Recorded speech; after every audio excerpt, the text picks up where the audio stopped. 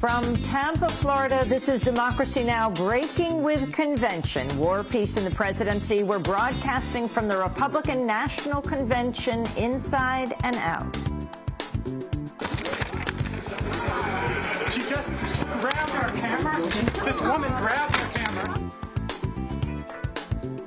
As Democracy Now!'s Mike Burke attempts to interview billionaire Republican donor Sheldon Adelson inside the RNC, a woman identified as Adelson's daughter grabs Democracy Now!'s camera, tries to take it into a private suite, then throws it on the ground. We question also billionaire Tea Party funder David Koch.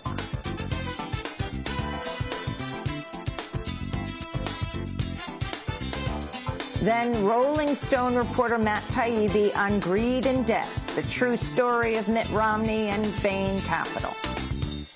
That's really what Mitt Romney represents. He represents this economics that sees massive compensation heading upward and tightening of the belt everywhere else. All that and more coming up.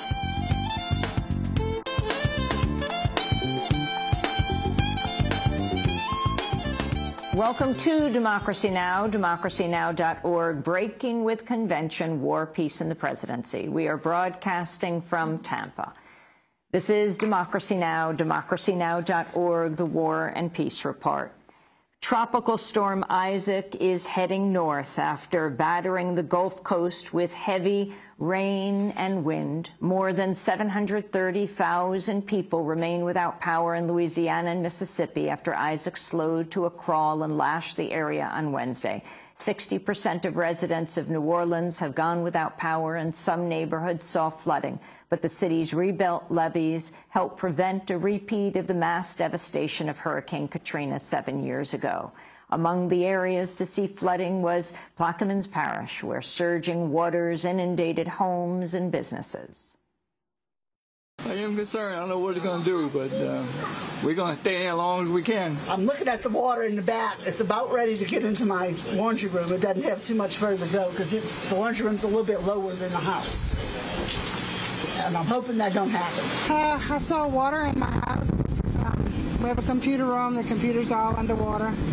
Just a couple inches, but still a mess.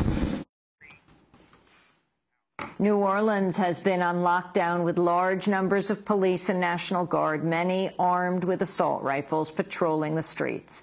On Wednesday, New Orleans Mayor Mitch Landrieu announced a curfew for all residents.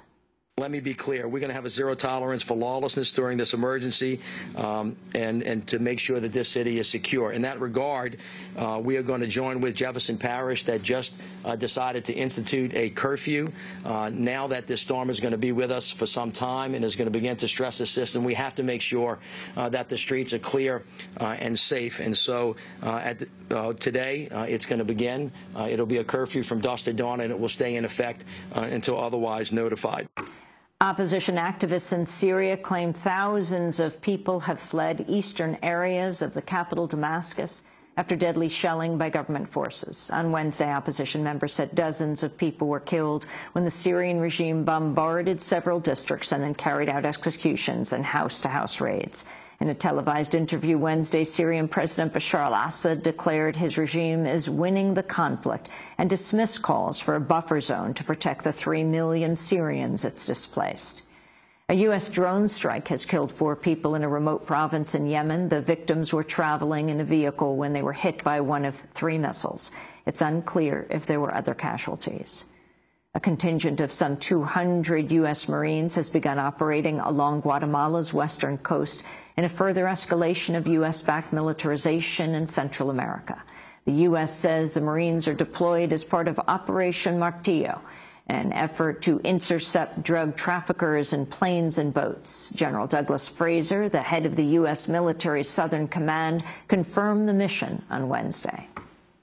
The efforts of the Marines here in Guatemala are to help provide a more persistent detection and monitoring capability for a key arrival zone for maritime traffic in the Pacific, which is the Pacific coast of Guatemala. Once we find information, we will pass that through Jayada South to the Guatemalan Armed Forces, the Guatemalan law enforcement and authorities, and they will than take care of the intercepts.